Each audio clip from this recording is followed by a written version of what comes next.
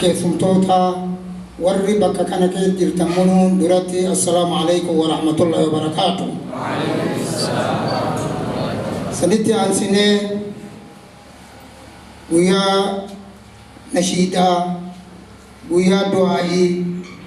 guyyaa seenan hedduun ka nabii keenya sallallahu alaihi wasallam ka sahabaa ka akkasuma salafus saalih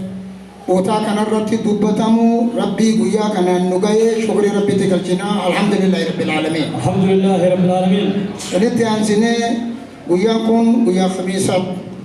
guyyaa dalagaa Rabbiin bira bahu guyyaa jajjabaa sanbiratti illee aansine guyyaa kun guyyaa shaabaanaat jala bultii ramadaana Rabbi guyyaa darajaa qabu keessatti bootaa akkana ka duraan namni biraa كيسة تاو نورس كيسة إن حالات إنه أسماء سمنو كيسة حاليا إنه ربي درجة كان إنه جاي ولمفروض يشكر كريمال جدا الحمد لله رب العالمين. الحمد لله رب العالمين. ربي بكر ردفن مما كا أرمو كنا مما كو كيسة نمني واسد بينه أسماء في الراتاي جدا. Bakka dhufe namni hin beekne bakka jiru namni hin beekne gara deemu namni hin beekne kun amma kitaaballee wal gala bakka dhufne irraa ati muluu wayitee ahbaasha gizee mootummaa durii taresan rakkoo keessa dhufne hin beekta rabbii darajaa kenna ka ulamaa bakka kanarraan ga'e ulama fuudhii shakkarii maal jetta alhamdulillahi rabbil alamin yoo shakkarree isin muluu beekaa nama shukrii godhe rabbii dabalaa yoo ammoo waan qabanitti ammoo tinuu gartanii jedhan kanaa nama harkaa fuudha sun jecha rabbii kennati akkasuma san arrafee jedhe ulumaanni shukrii jechuu maal yoo jedhani maanaa shukrii jechuu haddiin isaa of ta'ariif waa maal yoo jedhan qeydun lilmawjuudi wa saydun lilmafquud jedhe ulumaanni yoo taarfata qeydun lilmawjuudi wa saydun lilmafquud shukrii jechuu waan dabre rabbii waan ati qabdu adda qabdu ta'ina kanama waliin qabdu ta'ina yoo dhugaan shakkarte waan san fiide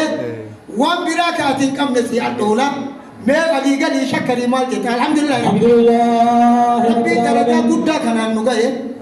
darajaa hagana ga'uun nu ga'e wanta asseennu shukrii haa goonu ka bakka kana namni amaaman hin dhaaban ka koofiyaan hin dhaaban ka wayta mootinuu hattan bakka kana dhaabatuu dhiisi masjida keessatti sammaa'uuna lilkazib ka rabbi jedhu sun jooroo cabii ka jedhamu كوجاتي ودبتو كرغان كافي كابو على تدرجة هجنكي ومني كنا ليلي إتيه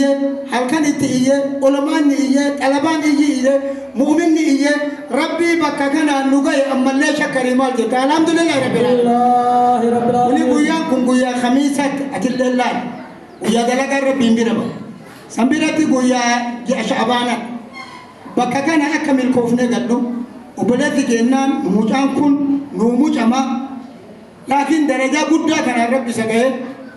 درجة هجنا جوه سجاه سموه فيك إذا نشيدا أما نجنا نجوهن كسينا رسولا وفيك سكب صلى الله عليه وسلم كسينا صحابة وفيك سكب كسينا سلفوسال وفيك سكب كسينا علماء دبر وفيك سكب كسينا ورجدا أمة صحابة أمة أوروبا تكم سافيك سكب دو مجاهدنا عند يكنا بيارك كيرب بندورا كبدو مجاهدنا رب الحافظ آمين يا مجاهدنا رب الحافظ مجاهدنا رب النحافظ مجاهدنا رب النحافظ